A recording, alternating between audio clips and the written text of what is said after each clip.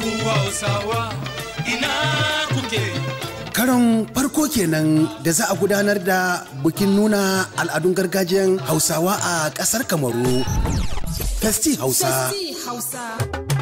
Suna farin cikin sanar da al'umma Hausawa na ƙasar cewar za a gudanar da wasan nuna al'adun gargajiyan Hausawa a birnin Yawunde kamar masu rini, makera, masu saƙa tufafinmu, masaka da yanayin abincinmu, madokai da wanzamai da makokuwan gargajiya da dambe. A cikinsu ma har da shahararrun mawaƙan Hausawa na ƙasar Kamaru kamar Awal Nahabo.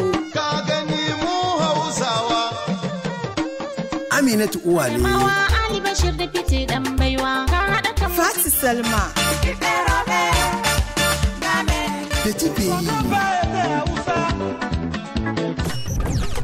Sai kuma waɗanda za su zo da ƙasashen ƙetare akwai Ali Nuhu, Fati Niger,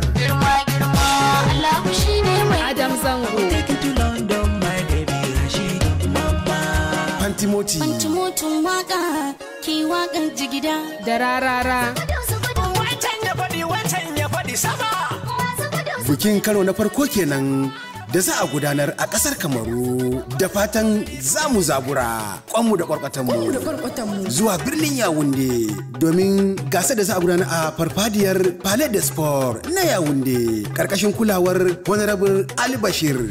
Gani ya kori ji. Festi Hausa 2 ga watan Disamba 2017 daga karfe 10 safiya zuwa 12 dare. Mai gabatarwa Konsti Eka. Kar ku sake a baku labari.